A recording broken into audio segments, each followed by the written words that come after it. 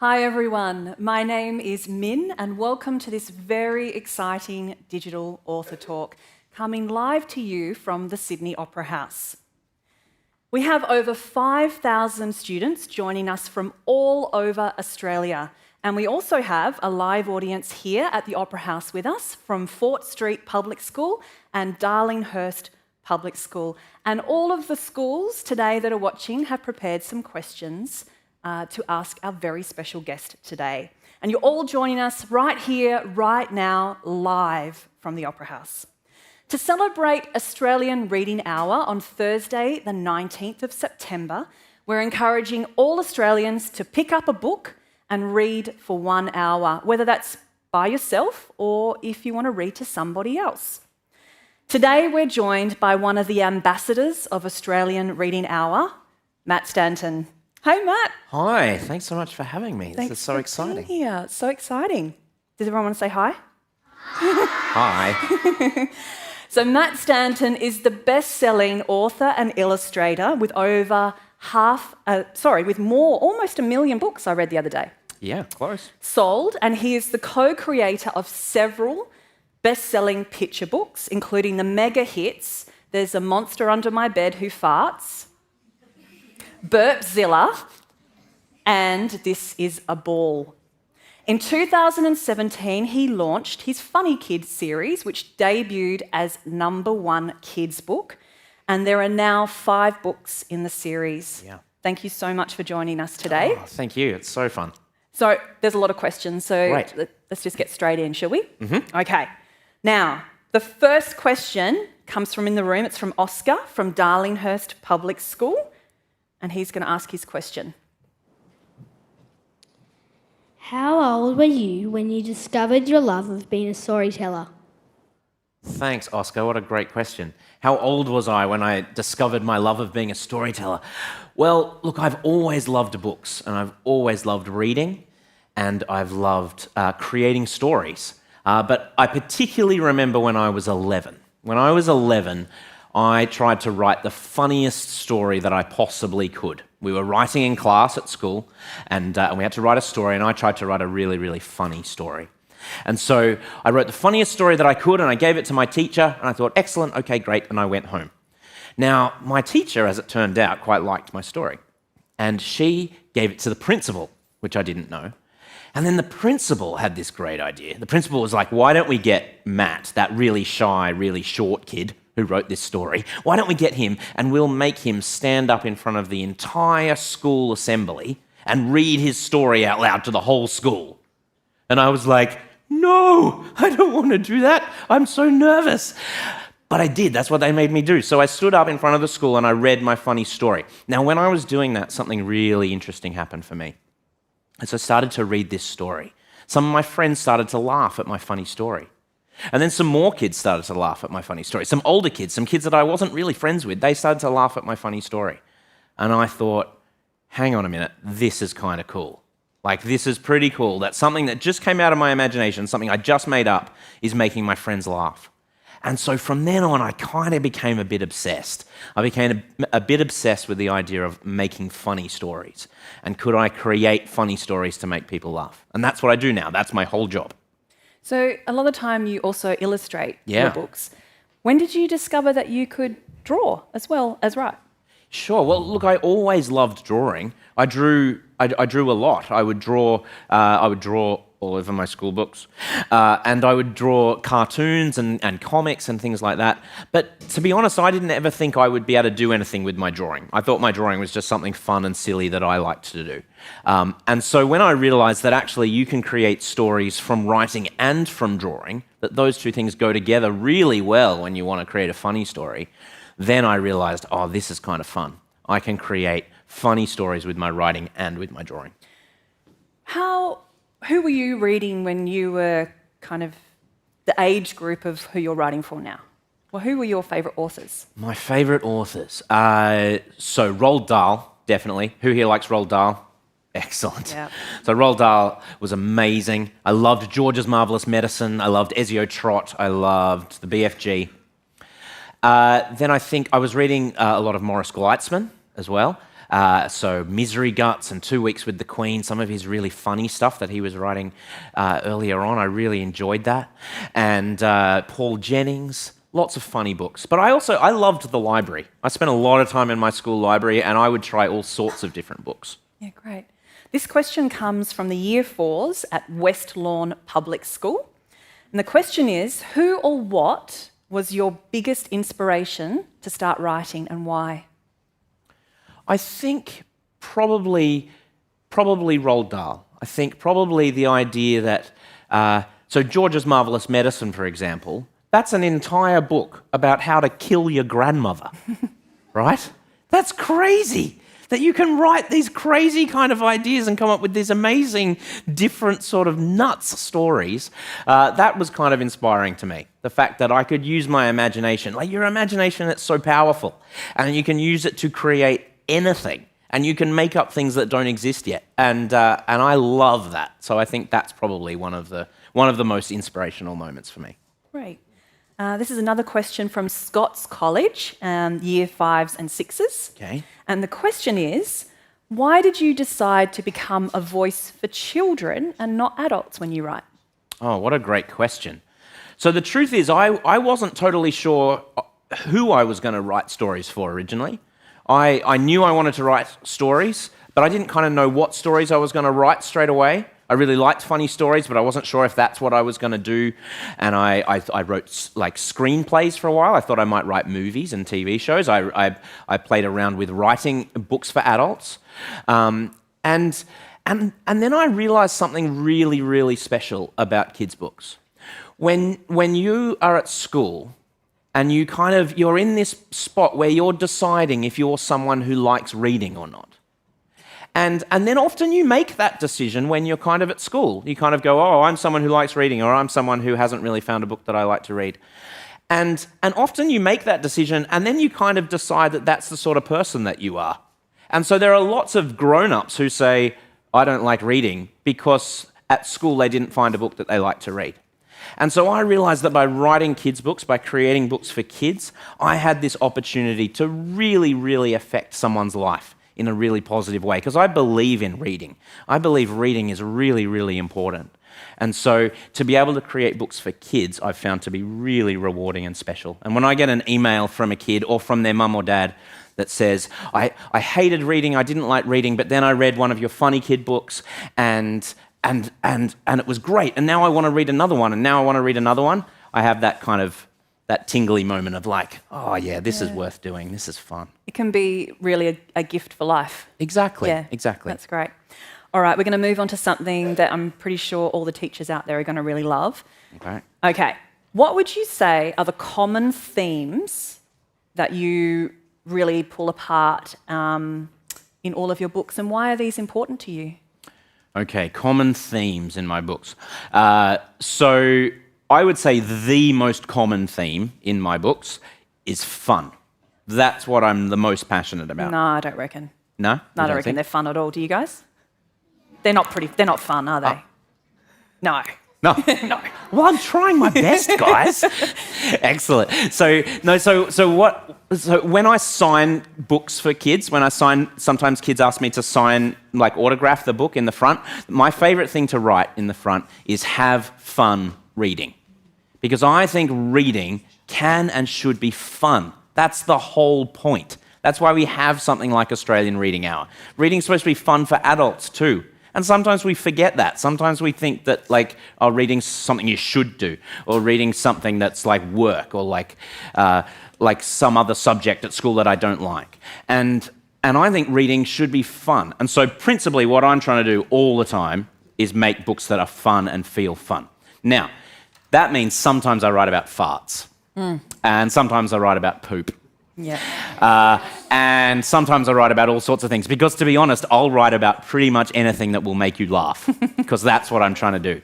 So that would be the most common theme. Also, there's themes of creativity and imagination. Max in the Funny Kid books, he's the funny kid. He really likes to make people laugh. And so in order to do that, he has to be really creative. Often the funniest kids in your class are the most creative kids because you're having to work really hard with your imagination to think of new ideas to make people laugh. If you say the same joke over and over again, it stops being funny. So I like writing about creativity. I like writing about competition. Max in the Funny Kid books is very, very competitive. I like writing about competition because if you've got a character in your story that wants to win more than pretty much anything else in the whole world, then you can put them in pretty crazy kind of situations and they will do pretty ridiculous stuff because they're obsessed with winning. And so that lets me create lots of funny situations. Fantastic. All right, we've got a question in here from John, and he's from Fort Street Public School. Do you want to hop up, John?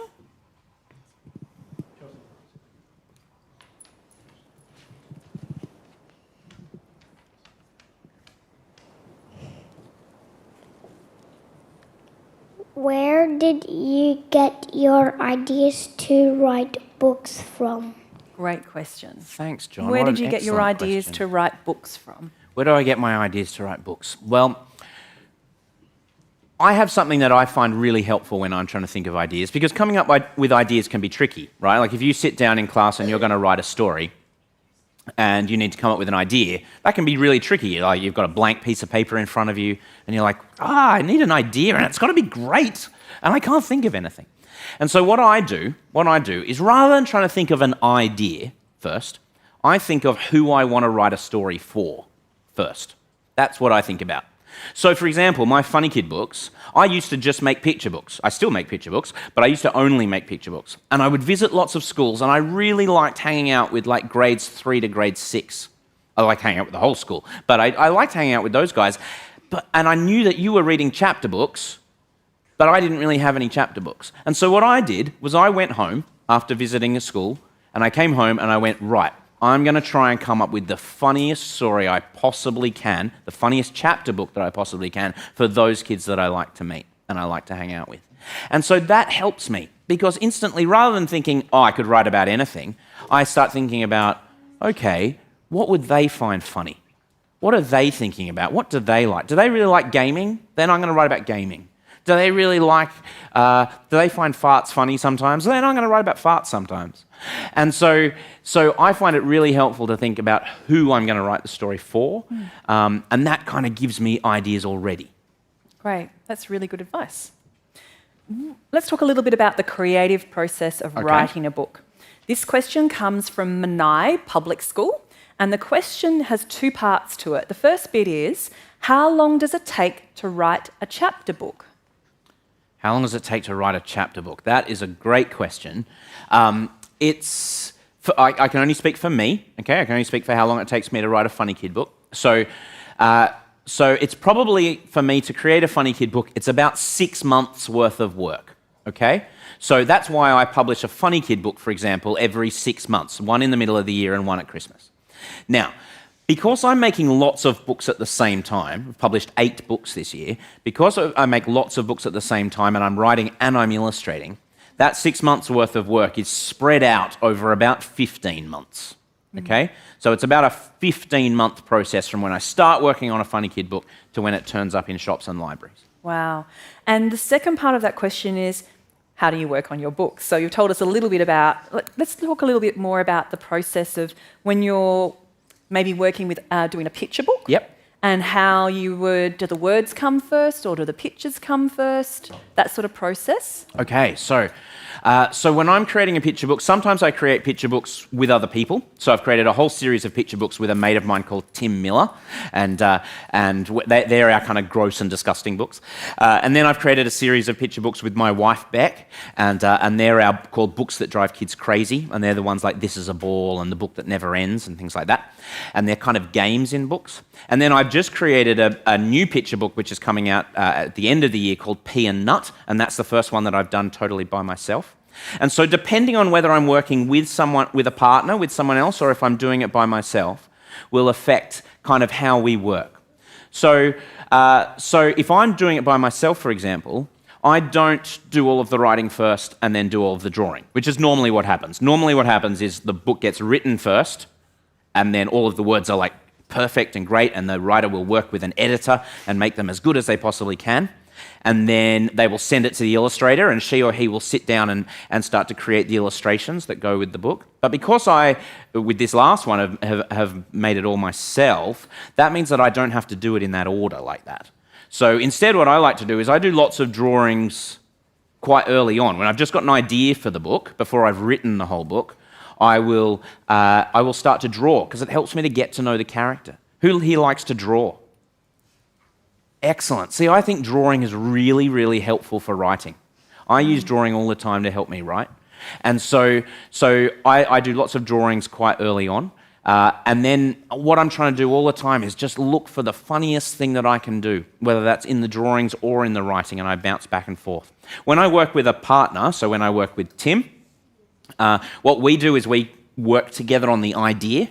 So the idea for there's a monster under my bed who farts, for example. So we work on that idea together, and we go, yeah, this is the title, and this is what it would look like, and this is kind of what the story would be. And then Tim goes away and does most of the writing, and I go away and do most of the drawing. That's kind of how those books happen. Beck and I, when we create the books that drive kids crazy, of course we're married, we've got 3 kids, we're in our house together all the time. We work on those books completely collaboratively. So we're writing them together, we're illustrating them together, and we're designing them together. And so that happens in lots of conversation in the car, while we're bathing our kids, while we're doing all sorts of normal things around the house in our family. Those books come about through lots and lots of conversation. And just in terms of how you're doing the drawings and the illustrations, are you drawing with paper and pencil first? Sure. So what I do now is that I draw straight into the computer. Okay, so I've got a tablet that plugs into my laptop, and I draw onto that tablet with a pen, just like you would draw onto paper. And the only difference is it makes it come into the computer straight away. And the reason that I do that, it's not because it makes the drawings any better or any different. It's because it means that I'm really portable. I travel around a lot. I visit lots of schools. I go to lots of writers' festivals. And so I need to be able to work while I'm traveling. And if I had to take a whole lot of paper and a whole lot of pencils and a whole lot of paint everywhere that I went, then I wouldn't be able to do that. So I do it all digitally, but I didn't originally. I would just draw on paper. I feel like you might have slightly already answered this question, but if there are any kids out there who are having difficulties getting their ideas down onto the page and they're interested in writing, can you share any tips with what you'd recommend? Sure. So I think if you're struggling to kind of either come up with an idea in the first place, or you get stuck in your story, I find drawing is a really helpful little tool to help you write. Okay, so let me explain what I mean. Often when we think about drawing, we think about, I'm going to create this great drawing, I'm going to create this perfect drawing, I'm going to hand it into my teacher, I'm going to put it on my wall, I'm going to show my parents, anything like that. I use drawing all the time just to help me come up with a better idea, and then I chuck out the drawing. Okay, so I do like little exercises, little doodles, little sketches, trying to come up with ideas to help me with my writing. So for instance, sometimes rather than writing the story first, I'll try and draw a character. I'll try and create a character. And this is an exercise I do with schools a lot. We create a character, an imaginative, crazy character in a drawing, and then we go, okay, now I'm going to write a story about that character. And that's kind of interesting because when I visit schools, every time I go into a classroom, I ask the kids who likes to write and then who likes to draw. And every single time, without fail, more kids like to draw than write. Yeah. And writing's really hard. I find writing really hard, and that's my job. And so I think drawing is a really helpful little tool. It still uses our imagination, it still uses our creativity, we still use it to create stories, and sometimes it gives us a little bit of a head start. Great, that's really awesome. This question comes from Wiley Park. Who is your favourite character out of all of the ones that you've created? Oh, what a tricky question. Can I just say, by the way, that Wiley Park is a very special school for me. Yeah. Because when I launch a Funny Kid book, I launch it into the air. Okay, so I launch it out of a cannon, or I launch it from a drone, and I put it on YouTube. And Wiley Park built a catapult for me. and I went and launched Funny Kid Prank Wars, my third Funny Kid book, at Wiley Park School because they built me a catapult. So they're a very special school for me. Big hello to them. Yeah. So my favourite character, that's so tricky. So I think probably my favourite character is Duck from the Funny Kid books. Okay? Do you guys like Duck? Oh, excellent. Good. I really like Duck. I don't really understand Duck yet, which is kind of fun. I think that's why I kind of find him so interesting to write about. He turns up in the first Funny Kid book as a stalker duck, right? So Max, the Funny Kid, has a stalker, a duck that's following him around everywhere, and he can't get rid of the duck. And I won't spoil it for you, but you find out in the first Funny Kid book just why that duck is following Max around. And then Duck kind of becomes a bit of a pet friend for Max. And so I like writing about Duck. Yeah, great. Okay, let's move on a little bit about your crazy book series. Sure. Which are really popular with kids of all ages and also probably parents as well, trying to figure out how it all works. This question is about This Is a Ball, and it comes from the kindergarten class at Rylstone Public School. How did you think of such a silly story? So for those of you who don't know, This Is a Ball is a picture book, and on the front it says, "This is a ball," and it has a picture of a box. And everything in that book is wrong, okay? So the words do not match the pictures. And the more you read the book, the crazier it gets. So these books, this whole series of books, there's 5 books in the Books That Drive Kids Crazy series that Beck and I made together, and they are designed to be read-aloud picture books, okay? So you don't so much go and read this by yourself in the corner. You're supposed to read it together with an adult or with an older sibling, and they're designed to be games. They're games in books. And so the idea for This Is a Ball came from a game that I would play with my goddaughter Jasmine, and this book is dedicated to Jasmine. And Jasmine, when she was about kind of 3 or 4, she would come up to me and she would have a T-shirt with a cat on it. And I'd say, "Hi, Jazz, it's really nice to see you. I really like your T-shirt. That's a really cute dog." And she'd go, "No, it's a cat." I'm like, No, it's got 2 ears. It has to be a dog." She's like, "No, it's a cat." I'm like, "Jasmine, it's got a nose. Dogs have noses. It has to be a dog." And she's like, "No!" And we would play this game and we'd go back and forth. And it was kind of frustrating, but it was also funny. And she knew that she was right and she knew that I was wrong. And we would play this game. And so Beck and I had this idea of, could we take that game and put that game into a book so that if the grown-up just reads the words, then that game will happen. Because and then you've created this beautiful moment of fun around reading a book. Then the story of those books happens outside the book. It happens in the reading moment between an adult and a child. So it's almost like we don't realise that we're reading, having fun, and associate those two things together, and it's building that relationship that you were talking about. Exactly. That's great. Okay, we're going to talk about something a little bit more serious. Okay. Why do you think reading is important? I think reading has changed my life, okay? So reading, often when we think about reading, we think of just a certain type of book, or we think of a book our teacher read to us in the class, or we think about that library that you might have at your school with heaps of books in it, and I don't know what I want to read, or a book with heaps of words in it. But the thing that I love the most about reading is that reading is exploring. Reading is hunting. Reading is finding something that you want to spend time thinking about.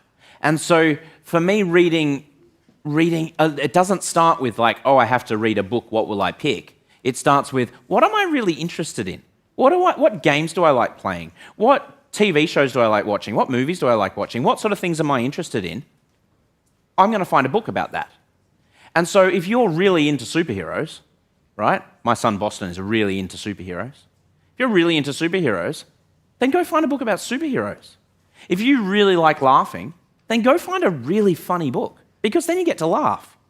And so reading is this, like, Reading is this incredible universe of ideas and experiences, and you can go hunting for a book. And you can, whatever you're interested in, if you're interested in gaming, or you're interested in skateboarding, or you're a surfer, or you like horses, or whatever you're interested in, even made-up stuff. You're obsessed with unicorns, right? There's a book about that. There's like 100 books about that. And so I find reading to be wonderful. I think it's important because especially when we're kids, a book takes you into someone else's experience. A book takes you into someone else's perspective. You have to imagine yourself being the character in the book. I have this little saying that I say for myself that I made up that is it's like my little mission statement. And it's this. It says, books inspire the imagination. Okay, you have to use your imagination with a book. Imagination births creativity. If you can start to use your imagination, you will become more creative. And creativity is the thing that changes the world. Okay, so books inspire the imagination, imagination bursts creativity, and creativity changes the world. And that's what I love about books. What does it mean to you to be an ambassador for Australian Reading Hour then? It's such an honour. I've been connected with Australian Reading Hour for a few years. It's so important, it's so valuable, it's such a good conversation for us to be having.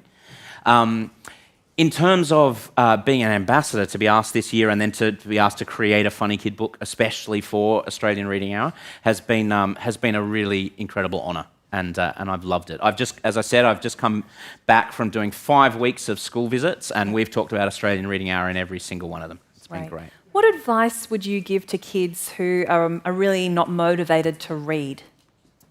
Okay, so if you're not motivated to read, if you're not kind of interested in reading, then my general kind of theory is you haven't found a book that you loved yet, okay? And that's fine. So similar to kind of what I was just saying, what I would do is rather than going, I've got to read a book, what am I going to read? I guess I'll pick this one. I would go, what am I really interested in? What do I really like? What are my other interests? And find a book that connects with that. That's the way to start. The reason that I write funny books, the reason that I've chosen at this point to write funny books, because I don't just read funny books, I read all sorts of different books. But the reason that I've chosen to write funny books is that I think we all like to laugh. I think laughing is the thing that actually brings us all together. And so we don't all say that we like to read, okay? But we pretty much all like to laugh. And so my job is to create the funniest book that I can, because I know that you like laughing. And so if I can make you laugh with a book, then I think that's a really good start. Right. Now, you might have noticed that there are a few dogs with us here. Yes. Matt, do you want to tell us a little bit about who the dogs are? So these are the story dogs, and they are beautiful and amazing. Now, these dogs are so incredible because what these dogs do is they hang out with kids, right? And what you can do is you can read to the dogs, okay? These dogs like listening to you read. And sometimes when we read, especially at school, we have like someone watching us read, right? Like our teacher or a parent or a grown-up is kind of watching us read. There they are now. They know that we're talking about them. And so what these dogs are amazing at doing, and they're all different dogs, they're so beautiful, what they're amazing at doing is they just listen to you read. So you can kind of practice reading. You can practice reading out loud to someone, and you know what? The dog doesn't care if you get it wrong. And the dog doesn't even know if you get it wrong. And so the dog just loves listening to you, and you get to practice reading. And man, they're beautiful companions. And I think I'm just going to hang out with these guys for the rest of the day. So if you'd like to hear a little bit more about story dogs, please head to their website and you could bring a little bit of magic into your school and classroom. And this leads us on to talking about the Funny Kid series and the special edition book that you've written for Australian Reading Hour this year. And I hope you've all got your copies of Funny Kid Next Level. Would you mind reading a chapter of this for us? Oh, I'd love to. Sure. Okay, this is pretty special. Okay, I'm going to read to you from chapter 4. Okay, now let me give you a little bit of a context for you. So Max, this is Max. Max is the funny kid, right? Now, in this Funny Kid book, Funny Kid Next Level, everyone at school is obsessed with a new video game called Booster. okay? And Max has played Booster a bit, but he's got a friend called Kevin, and Kevin is going to have a Booster birthday party where everyone's kind of coming and everyone's going to play the game together. And so Max is a little bit concerned that he's not good enough to compete with his friends, because Max likes to win at everything. Okay, and so in this chapter, what Max has realised is that he needs a bit more screen time. Okay, he needs to convince his mum and dad to give him more screen time so that he can practice Booster, so he can get better at the game. Okay, and so this is chapter 4, is Max trying to convince his parents to give him more screen time. Okay, here we go. If you want to get a family rule changed in my house, you have to follow the system my parents invented. They call it the Walbert Court of Appeals. Max's last name is Walbert, so the family name is Walbert, the Walbert Court of Appeals. Now, the Walbert Court of Appeals is just like any courtroom you might see on TV, and anyone can ask to have their case heard. Well, I have a case. Currently, I am only allowed on the family laptop on Thursday and Friday afternoons, and that will not be enough time to avoid humiliation at Kevin's party. I need to change a rule, and if I'm going to do that, I need to go to court. Court is now in session. Judges Mum and Dad presiding, announces my mum from the couch. It's after dinner, and I've requested that the court sit to hear my case. Dad is holding a hairbrush, which he's using as a judge's hammer, called a gavel, apparently. Every now and then he will bang it on the arm of the couch and shout, "Order!" I'm standing on the other side of the coffee table, facing Mum and Dad, and next to me is baby Rosie. We are the lawyers. Dad reads from a note that Mum left for him earlier this afternoon. We are about to hear arguments for and against increasing Max's screen time so that he can play more Buster? I roll my eyes. It's Booster. A Booster, right. Dad makes a note on the paper and then continues. Arguing the case for more game time is Max Walbert, age 11. Arguing against more game time is Rosie Walbert, age 0. Mr. Walbert, Mum says, looking at me, we will now hear your first argument. Thank you, Your Honours. Let's make this snappy. It's an open and shut case, really. I need to be allowed to spend more time playing Booster because everyone else is doing it. And by everyone else, I mean pretty much everyone. Mum and Dad look at each other. We're not doing it, Mum says. I've never played that game in my life. Kids, I explain. Of course I didn't mean grown-ups. All kids are playing Booster. Really? Dad screws up his face as though he's not buying it. Rosie Walbert, are you playing Booster? We all look at the baby. Rosie takes a deep breath. Rosie says. At the moment, my little sister's version of talking sounds like a flat tire. Says Mum, nodding. That's her no sound. Rosie is a baby! I protest. If she tries to clap, she misses and hits herself in the head. She doesn't count.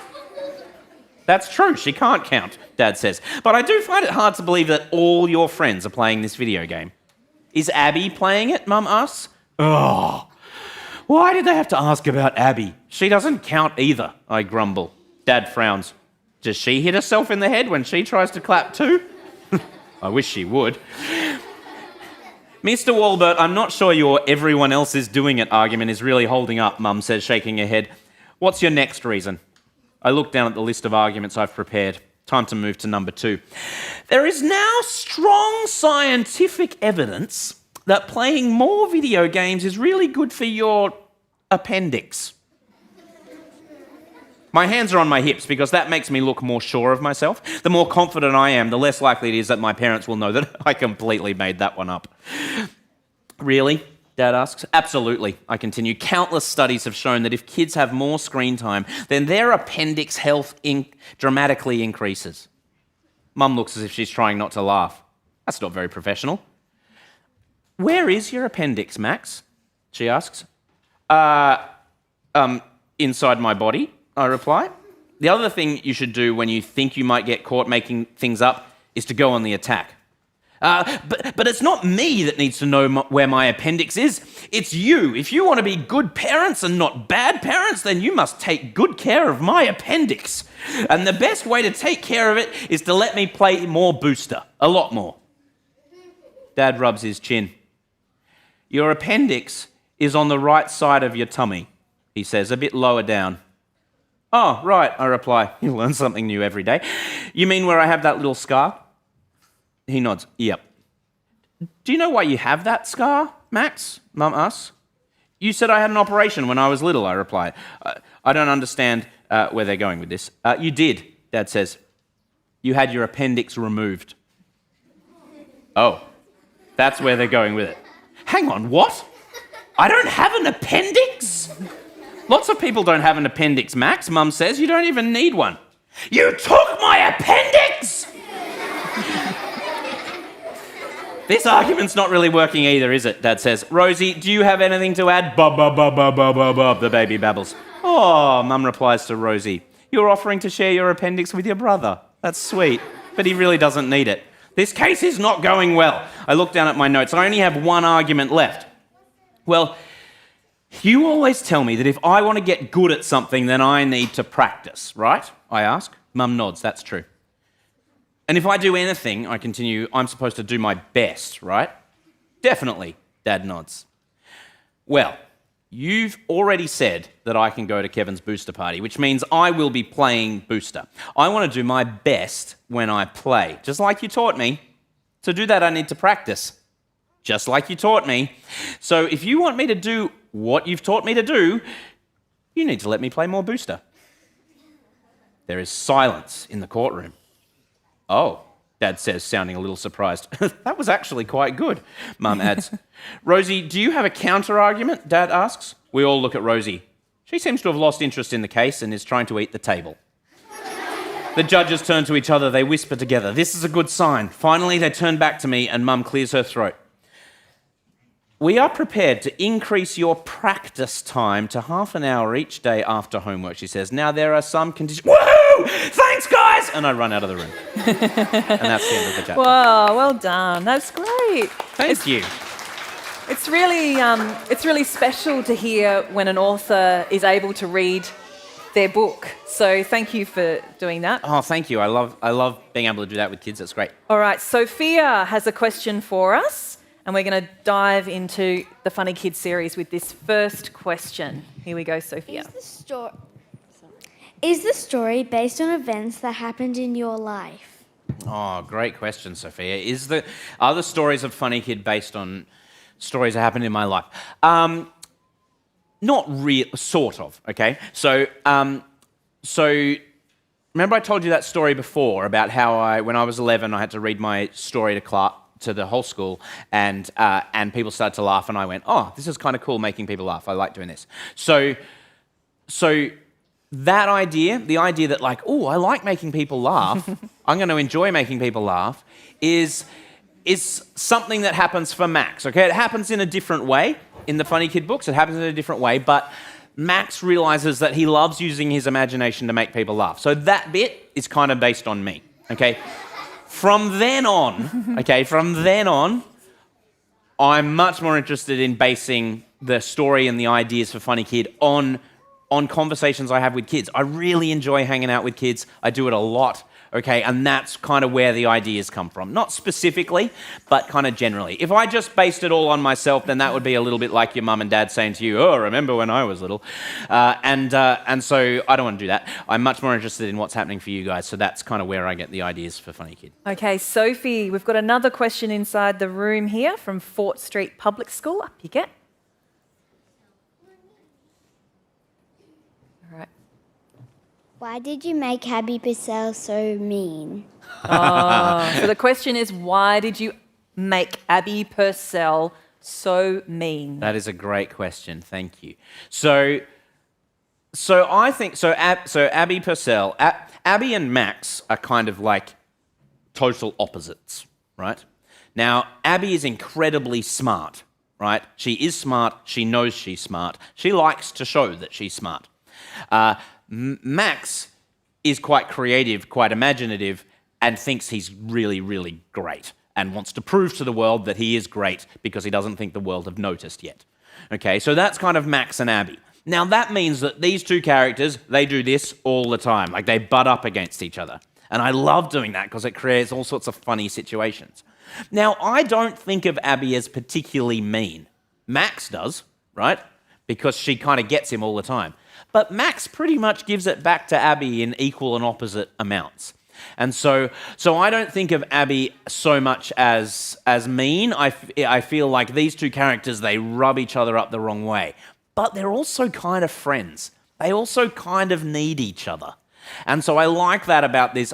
The Funny Kid sort of cast of characters, it's basically these 5 kids and Duck. And they're all kind of equal opposites. And they kind of bounce off each other in different ways. And that helps me to create pretty funny situations. Do you think that adults have a little bit... Because Max's parents are pretty cool. Well, yeah. Aren't they? Yeah, I think so. Yeah. Yeah. Do you think that parents have something to learn off how you're writing the bits when they're engaging with Max? Oh, maybe. I don't know. I'm not trying to do that. Like, that's not what I'm trying to do. That said, I am a parent. I have 3 kids. Beck and I, we spend a lot of time thinking about parenting, a lot of time talking about parenting, and I've decided that Max's parents in the story are not the bad guys, okay? Yeah. So they're not, they're never kind of the bad guys in the story. And so Max's parents are genuinely trying to be good parents. And so that kind of, I guess that comes through. And I think what Max's parents are pretty good at is kind of entertaining, running with their crazy kid, and accepting their crazy creative kid, and kind of rolling with it, and I think that's kind of important. How have you been involved in the process of turning Funny Kid into animation?